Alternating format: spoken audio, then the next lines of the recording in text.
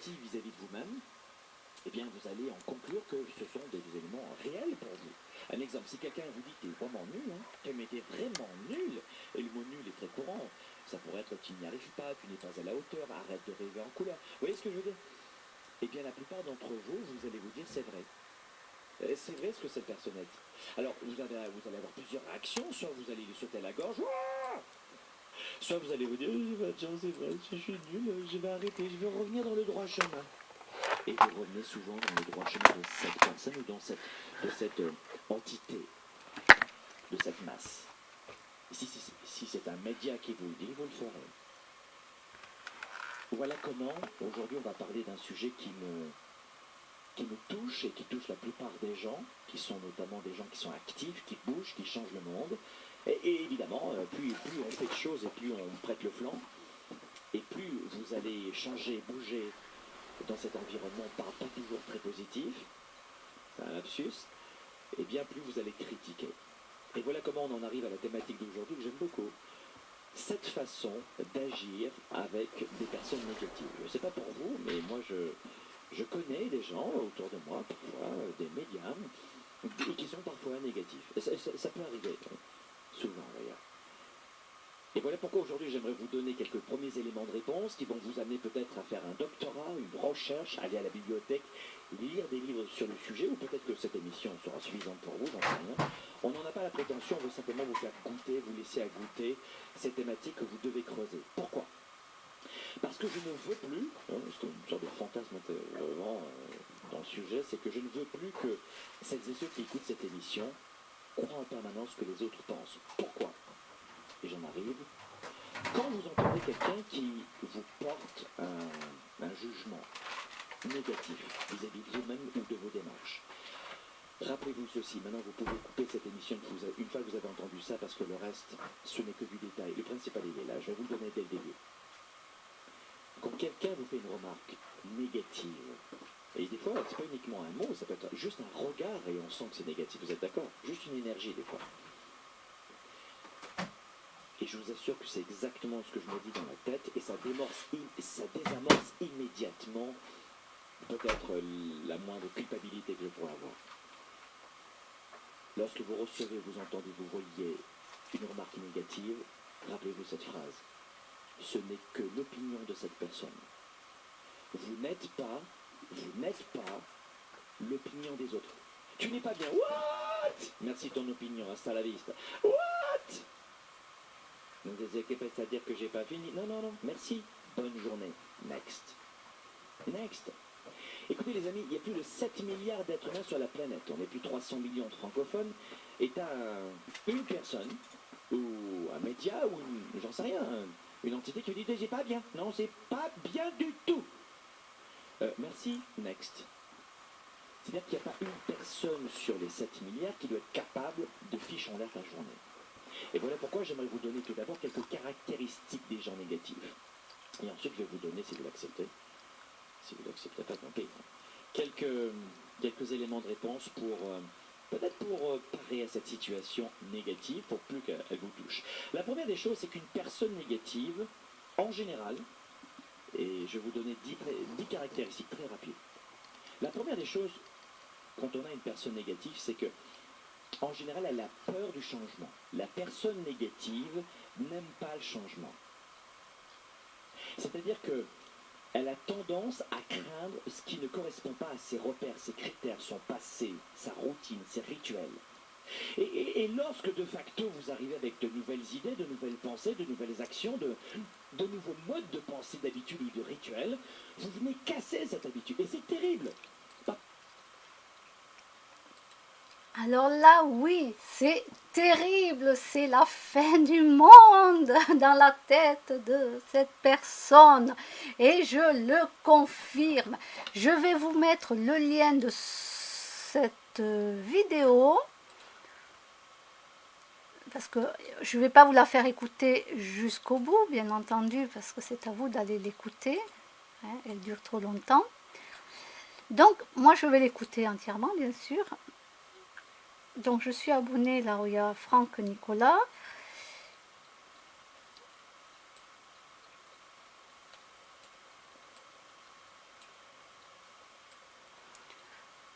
Alors c'est vrai que quand on va quelque part, si on sort du lot, c'est une catastrophe. Exemple, moi je suis végétarienne. Je dis végétarienne même si je mange plus végétalien. Mais voilà, comme ça végétarien, on m'embête un peu moins que si je dis végétalienne, etc., etc. Donc moi je dis juste végétarienne. Après si je veux manger végétalien chez moi, je mange végétalien. Alors là, déjà ça choque les gens.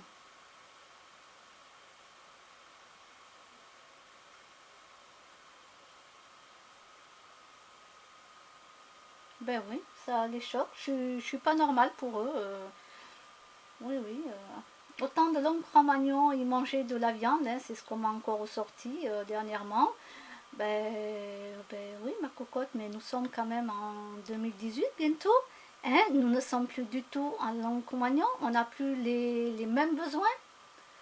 On a le cerveau reptilien qui est là et qui, oui, lui fait en sorte que nous sommes toujours à l'ère où nous chassons. Donc là, nous élevons des animaux pour les manger parce qu'on ne les chasse plus, à part les chasseurs. Euh, mais voilà, on est à l'ère primitif dans notre cerveau, même si on a une évolution après à côté, quoi. Donc déjà, dès que quelqu'un est végétarien, déjà, ça y est, on vous attaque. Dès que vous êtes... qu'est-ce que tu veux, ma belle? Qu'est-ce que tu veux? Regarde. Qu'est-ce que tu veux?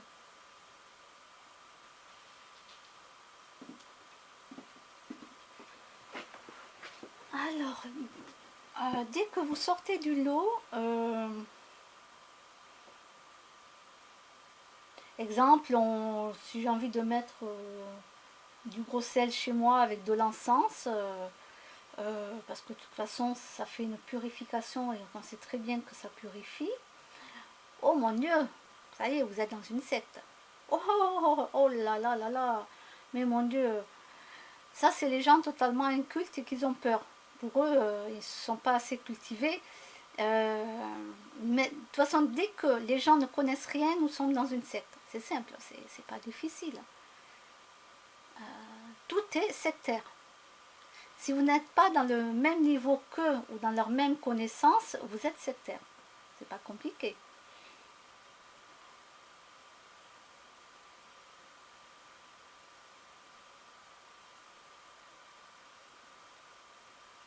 Dans ce cas-là, moi, qu'est-ce que je vais dire? Les gens qui boivent et qui fument, alors quoi? Vu que moi, je bois pas et que je fume pas, ah, ils sont dans une secte. Ben oui, ils sont sectaires, hein, ces gens-là. Ils fument et ils boivent. Oh malheur! Ben oui, moi, je fume pas, je bois pas. Je suis désolée, hein, ils sont dans une secte, ces gens-là. Ah ben oui. Non, mais vous voyez un petit peu le raisonnement, mais vraiment, c'est un raisonnement stupide, mais c'est un exemple que je vous donne. C'est un, voilà, moi-même, je ne pense pas du tout à ça, mais il fallait bien que je vous donne un exemple pour que vous voyez un petit peu comment ça se passe.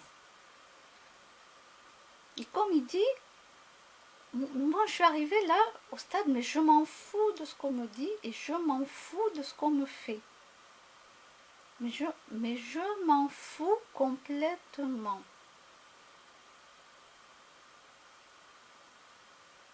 Je continue à faire ma petite vie tranquille. L'avenir, elle sera comme elle sera. Je n'en sais rien et je m'en fous. Ça ne me dérange pas. Je continue à faire mes petits achats. Je continue à faire mes vlogs. Si l'ordinateur tombe en panne, eh bien, j'en achèterai un autre. Et puis voilà. C'est pas un souci. Je ne me pose pas de questions. Et en 2018, ça va être pire. Ça va être pire. Ça veut dire que là, alors là, là en 2018, j'ai pris des bonnes résolutions. J'aurais pu commencer maintenant, mais psychologiquement, bon, je pense qu'on est beaucoup pareil à attendre 2018 pour faire quelque chose. Je sais que c'est psychologique, hein, parce qu'on pourrait le faire maintenant. Mais non, je me suis dit, j'attends en 2018. Voilà, je démarre l'année. En vérité, on continue sa vie, on continue sa vie, mais je démarre l'année sur autre chose. Et je vais continuer dans ce que je fais maintenant, mais en plus fort, quoi. Ça veut dire qu'il n'y a plus rien qui va m'atteindre. Mais totalement. Là, j'en suis déjà à la phase, donc vous pouvez imaginer ce que ça va être en 2018.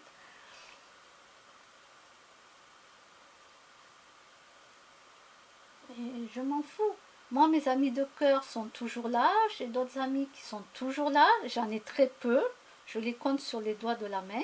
Tous les autres, ce sont des connaissances, ce sont des copines, bon, des copains parce que c'est leurs copains, mais voilà. Euh, Ils sont même plus jeunes que moi, certains. Ils sont dans le manga, tout ça. Donc, j'ai des personnes de mon âge, j'ai des personnes beaucoup plus âgées et des copines qui sont beaucoup plus jeunes que moi aussi.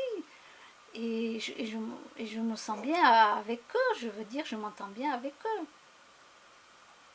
Alors oui, c'est vrai que j'ai pas envie d'aller faire des barbecues parce que non, ça m'intéresse plus de voir toute cette viande. Voilà. Ah, il y a Sacha qui... Je crois que Sacha s'est enrhumé. Là, je lui ai donné un cachet justement ce matin. Là, je lui ai donné un médicament. Donc ça va être sur 5 jours. Ça s'appelle Fluidixine.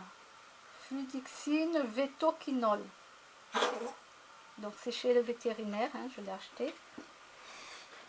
Donc j'ai commencé à lui en donner aujourd'hui. Et puis de toute façon, à la fin du mois, là, on les amène voir le vétérinaire pour faire le truc complet. Voir si tout va bien, les dents, tout ça. Mais là, je crois qu'il a pris un coup de froid, donc je lui donne un médicament. Atchoum! Je vais m'enrhumer, moi, à cause de toi. Hein? Ben oui, c'est moi qui vais attraper le microbe.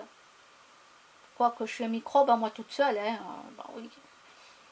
Donc, revenons à nos moutons que j'ai perdus entre-temps. Voilà, donc 2018. Voilà. Je laisse faire. Et du coup, du coup, tout, ça me va bien, quoi. Je veux dire, ça y est. En plus, moi, je suis capable de m'auto-analyser. Donc, il n'y a pas de problème de ce côté-là. J'ai remarqué que l'être humain va de plus en plus mal. Je pense que vous aussi, hein, vous l'avez compris. Hein. C'est pas moi qui vais vous l'apprendre, je pense. Et en 2018, voilà, il y a pas mal de gens avec qui je vais arrêter de communiquer parce que ça ne me convient pas. C'est pas compliqué, ça. Je ne suis pas antisociale, hein. C'est pas ça le truc. C'est que perdre du temps. Vous voyez, avant, quand je faisais des magasins, des fois je faisais des magasins et puis j'aimais bien flâner dans les magasins, je regardais et j'achetais rien de spécial, quoi. J'achetais rien, mais ça me faisait plaisir aux yeux de regarder tout ça. Mais bon, j'étais quand même plus jeune. Ça me faisait plaisir de regarder même sans acheter. C'était pas un souci. Et puis maintenant, là, à mon âge, donc 46 ans, pour moi, j'ai plus envie d'aller faire juste les magasins juste pour regarder. Voilà. Si je vais faire un magasin, bon, c'est pour regarder un petit peu, voyons, parce que je cherche quelque chose de particulier, et si je ne trouve pas, je vais dans un autre magasin. Sauf si je suis avec une copine, ça ne me dérange pas de flâner dans un magasin avec la copine. Si elle s'achète quelque chose et pas moi, ça ne me dérange absolument pas. Mais moi, toute seule, je me suis rendu compte que c'est une perte de temps. C'est-à-dire que le temps que je passe dans le magasin juste pour flâner, regarder, je ne suis pas en train d'écouter des vidéos intéressantes, comme ces spécialistes, etc. Ça me fait perdre du temps parce que si j'ai envie de me regarder un bon film, le temps que je suis au magasin, je ne suis pas en train de regarder le film dont j'ai envie de regarder. Donc, comme 24 heures, ben, c'est pas assez dans une journée pour moi, donc je privilégie ce que j'ai envie de faire. C'est-à-dire que flâner dans un magasin pour rien acheter, ça, je ne sais pas si vous êtes comme moi, ou vous allez peut-être devenir comme moi, mais pour moi, c'est devenu une perte de temps, parce que j'ai trop de choses à écouter, à regarder, à me promener aussi avec mes animaux, parce que c'est très important que j'aille faire la balade avec eux. Parce qu'ils aiment ça en plus, ils aiment qu'on aille se balader avec eux. Et voilà, donc je peux passer 1 heure et demie avec eux dehors. Et je suis avec eux, je prends pas un livre en train de lire pendant qu'eux ils vont à droite à gauche. Je suis avec eux, je regarde ce qu'ils font, je regarde la nature, je suis à 100% avec eux. Je prends pas internet sur le téléphone, moi je suis à 100% avec eux. Je peux prendre une vidéo pour montrer après ou une photo, mais voilà, quand je suis avec eux, je suis vraiment avec eux.